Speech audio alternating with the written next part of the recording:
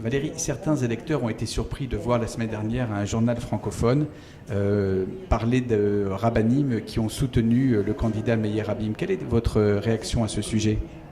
J'ai beaucoup trop de respect pour le monde orthodoxe et pour les Gdolim pour laisser un candidat instrumentaliser la parole des rabbinim pour une élection. Il faut être absolument raisonnable.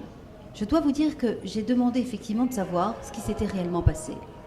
Je sais que Rav Munk a interrogé Rav Steinman sur ce qui avait été réellement dit lors de l'entretien. Rav Munk a demandé à Rav Steinman s'il pensait qu'il était nécessaire d'arrêter l'étude pour aller voter. La réponse de Rav Steinman a été oui, comme d'ailleurs il l'avait fait l'année dernière pour la précédente élection. Rav Munk a ensuite interrogé Rav Steinman à savoir s'il avait donné son soutien ou encouragé les Français d'Israël à aller voter pour un candidat en particulier. Rav Steinman a été très précis. Il a dit en aucun cas. La troisième question de Rav Munk a été le fait que l'une des deux candidates est une femme, Valérie Offenberg. Change-t-il la donne?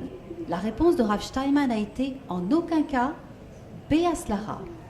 Voilà exactement ce qui s'est passé. Je veux dire aux Français d'Israël que c'est trop important. Cette élection est essentielle. Nous devons, et vous devez, vous définir sur des vrais critères. Et en particulier là, la vérité et la confiance.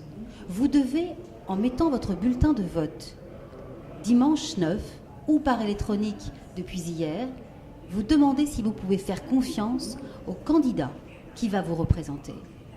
Alors, bien entendu, avoir l'appui des rabbinim est important.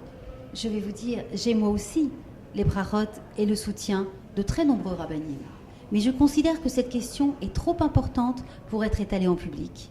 Elle est profondément personnelle et je me réjouis d'avoir le soutien et la bracha de nombreux rabbinim. Mais je n'oublie pas que je me présente à un poste de député à l'Assemblée nationale française, républicaine et laïque. Et je m'interroge sur l'impact que pourraient avoir ces images ou ces recommandations auprès des autres élus et auprès des autres Français. Je vous demande de vous déterminer sur la vérité et sur des véritables enjeux. Ces enjeux, c'est celui ou celle qui sera le plus à même de vous défendre. Je veux dire que je souhaite être la députée qui représentera l'intégralité de la diversité des Français d'Israël.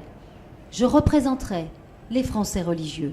Je n'ai d'ailleurs pas attendu d'être élue pour le faire, car c'est moi qui ai obtenu des financements pour des écoles juives de Jérusalem, orthodoxes, pour qu'ils puissent mettre en place des programmes flammes. C'est moi qui ai travaillé avec certains religieux de Jérusalem pour qu'ils puissent avoir aussi des aides du gouvernement français.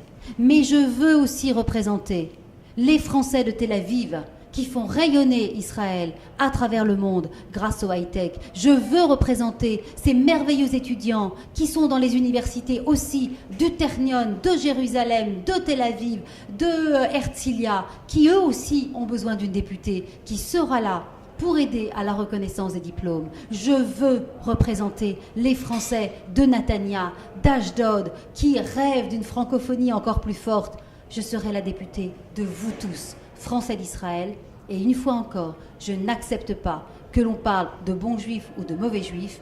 Nous sommes dans une élection pour élire un député à l'Assemblée nationale française. Soyons dignes du poste auquel nous vous demandons la confiance.